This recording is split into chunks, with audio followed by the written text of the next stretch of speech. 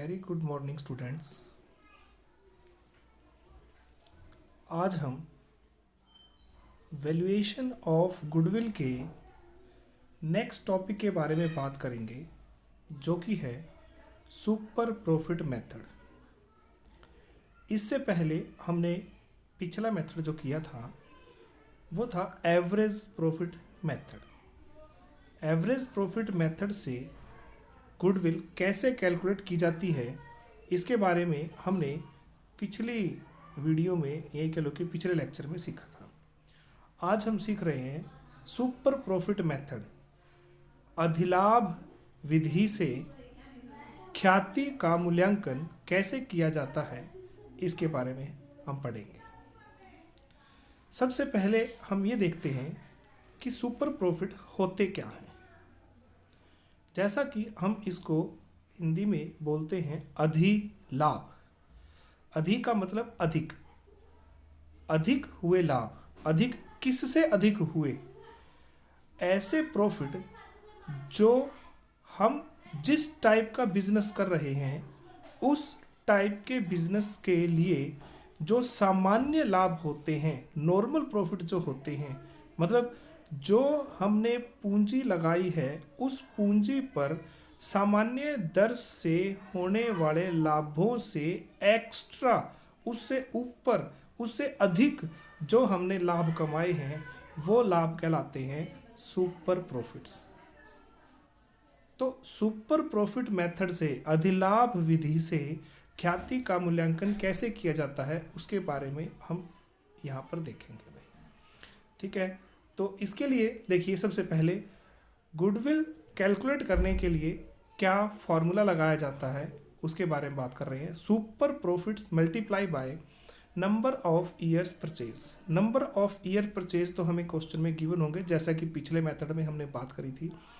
उसके बाद है नेक्स्ट कि सुपर प्रॉफिट कैसे कैलकुलेट किए जाते हैं। सुपर प्रॉफिट्स कैलकुलेट करने के लिए हमारे पास जो फॉर्मूला है वो है एवरेज प्रॉफिट्स, या उसको हम कह सकते हैं, अगर एवरेज प्रॉफिट क्वेश्चन में गिवन ना हो, या ये कह लो कि कई वर्षों के प्रॉफिट गिवन ना हो जिससे हम एवरेज प्रॉफिट निकाल सकते हैं, तो हम एक्चुअल प्रॉफिट, मतलब जो करंट ईयर का प्रॉफिट दे रखा होगा, जो एक साल का प्रॉफिट दे रखा होगा, हम उसे ही एवरेज मानते हुए उस प्रॉफिट को ही लेकर चल पड़ेंगे। उसे एवरेज के रूप में ट्रीट किया जाएगा। उसको एज इट इज हम जो है गुडविल की कैलकुलेशन के लिए यूज कर लेंगे। उसमें से नॉर्मल प्रॉफिट्स को लेस कर दिया जाएगा। दोबारा एक बार बात करते हैं, जो एवरेज प्रॉफिट है उसको कैलकुलेट करने की जो विधि है वो हम पिछले टॉपिक में देख चुके हैं कि यदि हमें कई वर्ष के प्रॉफिट दे रखे हैं तो हम एवरेज निकाल सकते हैं। एवरेज दो प्रकार के होते हैं, सिंपल एवरेज और वेटेड एवरेज।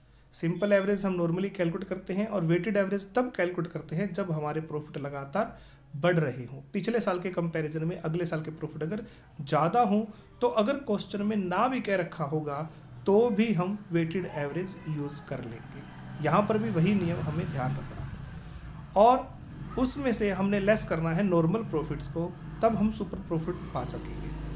अब नॉर्मल प्रॉफिट्स कैसे कैलकुलेट किए जाते हैं उसके बारे में बात करते हैं। बीच में एक दो पॉइंट और है सावधानियों के लिए, एक बार वो बता देता हूँ।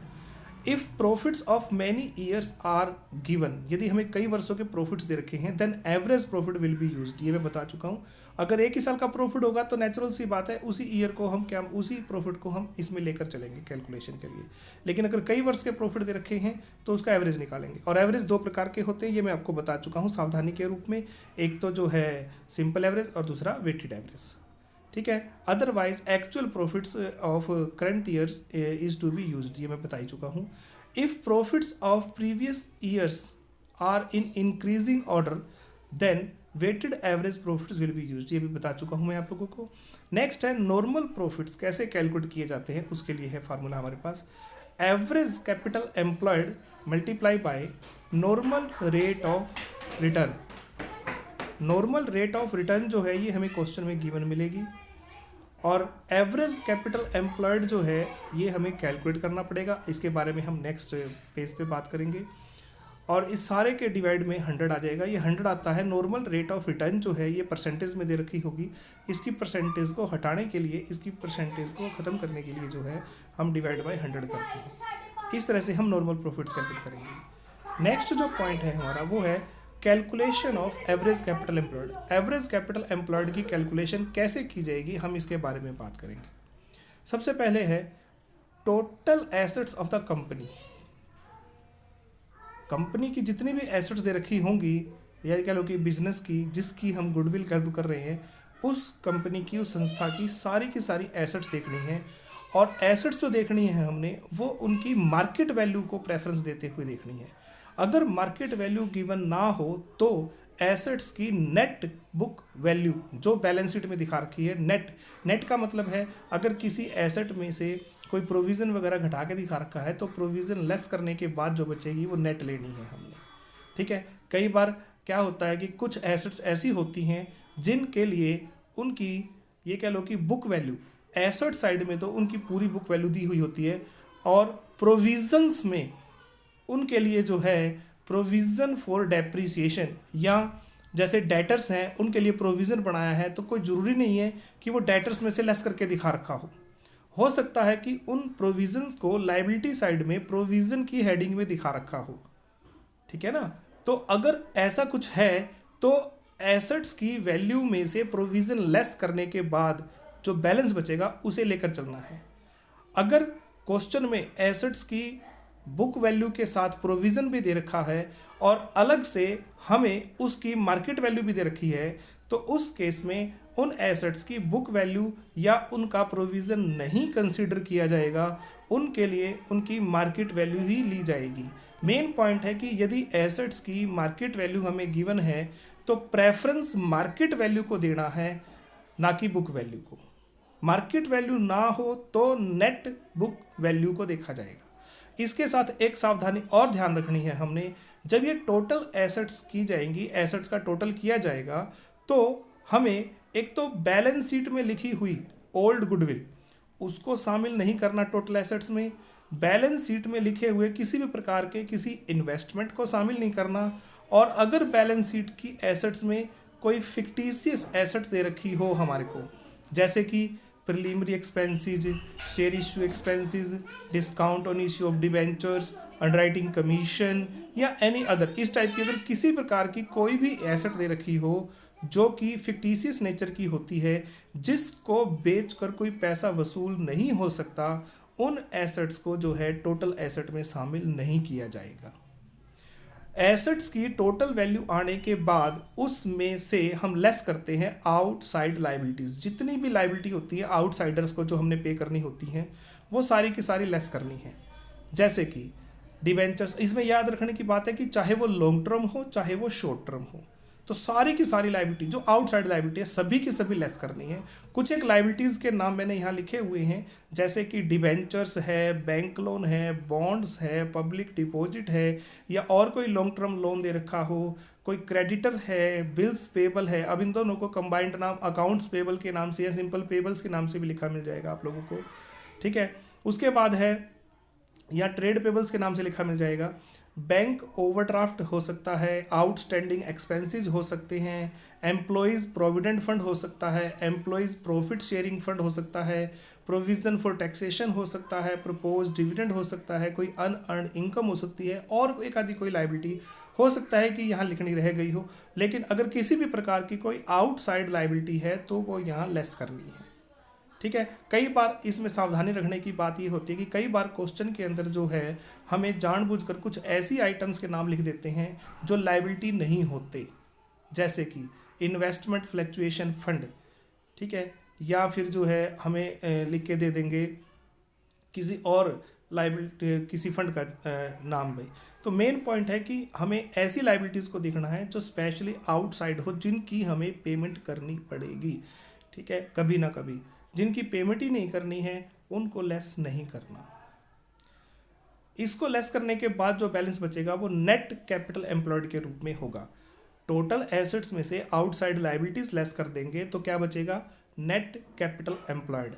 और नेट कैपिटल एम्प्लॉयड में से यदि हम लेस कर दें करंट ईयर्स के प्रॉफिट का हाफ, करंट ईयर के प्रॉफिट वो भी कौन से देखने हमने, आफ्टर टैक्स। करंट ईयर के प्रॉफिट में अगर किसी प्रकार की कोई एडजस्टमेंट हो तो पहले वो की जाएगी, उसके बाद उसमें से टैक्स लेस किए जाएंगे, उसके बाद जो प्रॉफिट आफ्टर टैक्स आएंगे उसका हाफ मतलब आधा जो है वो नेट कैपिटल एम्प्लॉयड में से लेस कर दिया जाएगा। तो बैलेंस जो बचेगा वो हमारा क्या बचेगा, एवरेज कैपिटल एम्प्लॉयड। क्या बच जाएगा, एवरेज कैपिटल एम्प्लॉयड। क्लियर है, ये हम एवरेज कैपिटल एम्प्लॉयड की कैलकुलेशन कर रहे थे। तो एवरेज कैपिटल एम्प्लॉयड की कैलकुलेशन करने के लिए एक बार फिर बता रहा हूँ मैं आपको कि टोटल एसेट्स में से आउटसाइड लाइबिलिटीज लेस करनी है, उसके बाद करंट ईयर के प्रॉफिट आफ्टर टैक्स जो होंगे उसका आधा, उसका हाफ जो है वो लेस किया जाएगा, तो बैलेंस जो बचेगा वो एवरेज कैपिटल एम्प्लॉयड आ जाएगा। ठीक है, एक बात और नोट करने की मैं फिर से बता रहा होनी चाहिए कि यदि हमें एसेट्स की मार्केट वैल्यू गिवन नहीं है तो हम नेट बुक वैल्यू लेकर चलेंगे, और यदि मार्केट वैल्यू गिवन है तो प्रेफरेंस हमने मार्केट वैल्यू को ही देना है। क्लियर है, अब हम इससे आगे नेक्स्ट बात करते हैं। देखो एक दो एग्जांपल मैंने बताया हुआ है यहाँ पे। ठीक है, ये जो है मैं डीके गोयल की बुक है, ठीक है, उसमें से जो है एग्जांपल्स आप लोगों को बताता हूँ, आप लोग भी चाहें तो उसको कंसिडर कर सकते हो। बीकॉम के लिए जो है ये कॉर्पोरेट अकाउंटिंग की बुक है, उसमें से मैंने लिया हुआ है भैया। ठीक है, देखिए क्या चीज़ है हमारी ये। From the following particulars of X limited you are required to calculate goodwill by 5 years purchase of super profits. 5 year purchase पे लेनी है सुपर प्रॉफिट्स के। ये बैलेंस शीट की हमें आइटम्स दे रखी हैं, लाइबिलिटी साइड की आइटम्स हैं। अगले पेज पे जो है हमारे को ये कुछ एसेट साइड की आइटम दी हुई हैं। नीचे एक सावधानी दे रखी है, या ये कह लो कि इसकी एडजस्टमेंट दे रखी है कि हमें नॉर्मल रेट ऑफ रिटर्न जो है वो 10% की रेट से लेना है एवरेज कैपिटल एम्प्लॉयड के ऊपर। और करंट ईयर के प्रॉफिट जो हैं before payment of tax, tax घटाने से पहले 1,40,000 रुपये के हैं और टैक्स की रेट 50% की है। ठीक है, तो आगे जो है हमने अब इसके लिए कैलकुलेशन करके देखनी है, सोल्यूशन करना है। तो कैसे सोल्यूशन करेंगे वो चीज़ देख लीजिए। सबसे पहले हमने नेट कैपिटल एम्प्लॉयड निकाली है, उसके बाद उसको एवरेज के रूप में कन्वर्ट किया जाएगा। जितनी भी एसेट्स हमें दे रखी थी सारी की सारी एसेट्स उनकी नेट बुक वैल्यू पर ली गई है, क्योंकि मार्केट वैल्यू दे नहीं रखी थी। तो इनका जोड़ जो आ गया हमारा वो टोटल जो है 7,30,000 है। इसमें से आउटसाइड लाइबिलिटीज़ में डिबेंचर्स और ट्रेड पेबल्स दे रखे थे, घटा दिए 2 लाख रुपए के, तो बैलेंस जो है 5,30,000 जो है नेट कैपिटल एम्प्लॉयड के रूप में आ गया। इसमें से हमने करंट ईयर्स के प्रॉफिट आफ्टर टैक्स जो है वो घटाने हैं। करंट ईयर के प्रॉफिट 1,40,000 के थे बिफोर टैक्स, 50% की दर से टैक्स घटाने के बाद वो बचेंगे 70,000 के, और 70,000 का हाफ जो है 35,000 हमने नेट कैपिटल एम्प्लॉयड में से लेस कर दिया। तो एवरेज कैपिटल एम्प्लॉयड जो है वो 4,95,000 आ गई भाई हमारे सामने। ठीक है, अब हम जो है नेक्स्ट कैलकुलेट कर रहे हैं सुपर प्रॉफिट्स। सुपर प्रॉफिट्स के लिए हमारा फार्मूला क्या था, एक्चुअल प्रॉफिट्स, या कह लो कि जो एवरेज प्रॉफिट लेने थे वो, लेकिन इसमें कई वर्ष के प्रॉफिट नहीं है, तो एक ही वर्ष के प्रॉफिट को हम क्या मानकर चलेंगे, एवरेज प्रॉफिट के रूप में या एक्चुअल प्रॉफिट के रूप में। आफ्टर टैक्स जो है वो हमारे 70,000 के हो गए, और इसमें से हमने नॉर्मल प्रॉफिट्स को लेस कर दिया। नॉर्मल प्रॉफिट कैसे आते हैं हमारे, average capital employed multiply by normal rate of return divide by 100, simplify किया तो ये 49,500 रुपीज़ जो हैं हमारे नॉर्मल प्रॉफिट्स आ गए हैं। लेस करने के बाद बैलेंस जो बचा वो सुपर प्रॉफिट्स हैं 20,500 के। और इसके बाद जो है हमने गुडविल की कैलकुलेशन करनी थी 5 ईयर्स परचेज पे, तो super profits multiply by number of years purchase 5, और जो है मल्टीप्लाई करने के बाद हमारा आंसर आ गया ये 1,02,500 रुपीज़ का क्या चीज़, गुडविल भाई। अब हम इसका एक सेकंड एग्जांपल और कर रहे हैं। देखिए क्या क्या रखा है कि 31 मार्च 2012 को एंड होने वाले जो वर्ष हैं उसमें कोई नाम बता रखा है, नंदन लिमिटेड का बैलेंस शीट इस प्रकार से था, और सुपर प्रॉफिट विधि से जो है हमने 3 वर्ष के क्रय के आधार पर, मतलब 3 ईयर्स परचेज पर गुडविल की कैलकुलेशन करनी है। ये हमें लाइबिलिटीज़ दे रखी हैं कुछ, ठीक है, सारी की सारी लाइबिलिटी साइड की आइटम है। फिर हम बात करेंगे इसकी एसेट साइड की आइटम्स की, ये सारी एसेट्स की आइटम दे रखी हैं। उसके बाद ये कुछ अलग से इन्फॉर्मेशन दे रखी है। क्या क्या इन्फॉर्मेशन है, बिल्डिंग की प्रेजेंट वैल्यू 2 लाख रुपए है, मतलब ये हमें मार्केट वैल्यू गिवन करके दे दी। हम गुडविल की कैलकुलेशन के लिए इसी को लेकर चलेंगे। उसके बाद आय की साधारण दर मतलब नॉर्मल रेट ऑफ रिटर्न जो है वो 10% की है, और पिछले 3 वर्ष से लाभों में प्रति वर्ष 40,000 रुपये की वृद्धि हुई है। मतलब ये हुआ कि हर साल हम 40,000 रुपये ज़्यादा लाभ कमा रहे हैं। देखो इसने सिंपल सी हमें एक बात गिवन करके दे दी कि हर साल के जो प्रॉफिट है हमारे 40,000 रुपये के बढ़ रहे हैं। इसका मतलब ये हुआ कि जो है जब हमारे प्रॉफिट लगातार इंक्रीज हो रहे हैं, बढ़ रहे हैं, चाहे वो इक्वल अमाउंट से हो रहे हैं चाहे कम ज़्यादा अमाउंट से हो रहे हो, मेन पॉइंट है कि बढ़ रहे हैं, तो उस केस में हम वेटेड एवरेज यूज करते हैं। यहाँ क्वेश्चन में कहीं नहीं कहा मिलेगा हमारे को कि वेटेड यूज करना है, लेकिन फिर भी हम ये अपने आप से अंडरस्टूड करके चलते हैं कि यदि हमारे प्रॉफिट लगातार बढ़ रहे हैं तो हम वेटेड यूज करते हैं भाई। नेक्स्ट है कि इन्वेस्टमेंट्स जो है वो बता रखे हैं कि 100 रुपये वाले 1500 5% स्वर्ण बॉन्ड में के रूप में है। ये इन्फॉर्मेशन देने के देखो यहाँ पर 2 पॉइंट है हमारे। एक तो इनकम फ्रॉम इन्वेस्टमेंट जो है हमारे प्रॉफिट्स में शामिल होगा वो हमें लेस करना है। 1500 गुणा 100 मतलब 1,50,000 रुपये के इन्वेस्टमेंट हो गए, और उसके ऊपर 5% की दर से हमें ब्याज मिलता है। तो 1,50,000 रुपये का 5% 7,500 रुपये का जो ब्याज है वो हर साल के इनकम में इंक्लूड होगा, मतलब प्रॉफिट्स में वो इंक्लूड होगा, वो हमें लेस करना पड़ेगा इनकम फ्रॉम इन्वेस्टमेंट के रूप में। दूसरा, जब हम कैपिटल एम्प्लॉयड की कैलकुलेशन करेंगे तो उसमें हम इस इन्वेस्टमेंट को शामिल नहीं करेंगे। ठीक है, आगे क्या रखा है कि टैक्स की रेट 60% है, और हमें आगे अब क्या इन्फॉर्मेशन दे रखी है कि गुडविल की कैलकुलेशन करने के लिए देखो सोल्यूशन है। सबसे पहले हमें जो एक्चुअल प्रॉफिट दे रखे हैं वो कैसे कैसे दे रखे हैं। देखो अगर हम बैलेंस शीट की बात करें, मैं आपको दोबारा दिखा रहा हूँ, बैलेंस शीट के बारे में बात करें तो बैलेंस शीट में हमारे को दे रखा था प्रॉफिट एंड लॉस। अभी दिखाता हूँ मैं आपको यहाँ पे, प्रॉफिट एंड लॉस जो हमें गिवन था, देखिए ये हमें प्रॉफिट एंड लॉस के बारे में गिवन करके दे रखा है कि ये वाला जो पॉइंट है यहाँ पे देखिए, ठीक है। इस प्रॉफिट के बारे में देखिए क्या क्या रखा है। प्रॉफिट एंड लॉस पिछले साल का है 20,000 रुपये का, और करंट ईयर का जो प्रॉफिट है यहाँ पर वो दे रखा है 2,10,000 रुपये का टैक्स लगाने से पहले। टैक्स लगाने से पहले ये करंट ईयर का प्रॉफिट है। और क्या कहा था इसने कि पिछले 3 वर्ष के जो प्रॉफिट हैं वो हर साल लगातार क्या हो रहे हैं, हमारे इंक्रीज हो रहे हैं। ठीक है, तो वो हमें किस प्रकार से कैलकुलेट करने हैं हम उसके बारे में बात करते हैं। देखिए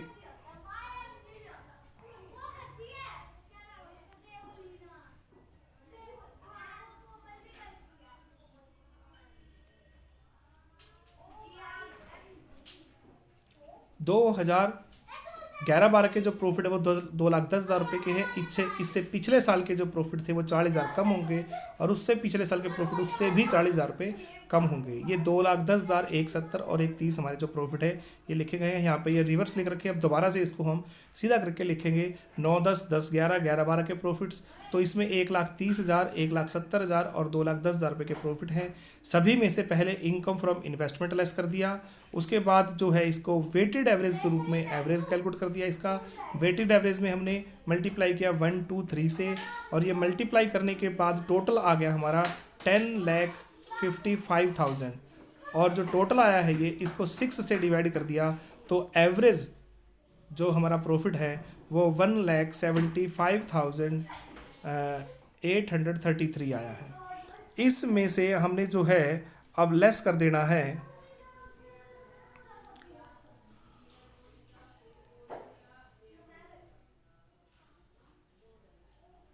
क्योंकि ये सारे के सारे जो प्रॉफिट हैं वो हमारे प्री टैक्स थे, टैक्स लगाने से पहले। इन सब में से हम टैक्स भी लेस करेंगे अभी। ठीक है, वो टैक्स यहाँ पे लेस नहीं करके दिखा रखा, कोई बात नहीं। अब कैपिटल एम्प्लॉयड की कैलकुलेशन करनी है हमने। कैपिटल एम्प्लॉयड की कैलकुलेशन के लिए है बिल्डिंग की वैल्यू जो मार्केट वैल्यू दी हुई थी वो ले ली, furniture, inventory, trade receivables provision less करने के बाद लिए गए हैं, कैश जो है था वो ले लिया एज इट इज़। तो 5,28,000 की टोटल एसेट्स हो गई। इसमें से ट्रेड पेबल्स 48,000 के लेस कर दिए, नेट कैपिटल एम्प्लॉयड आ गई 4,80,000 की।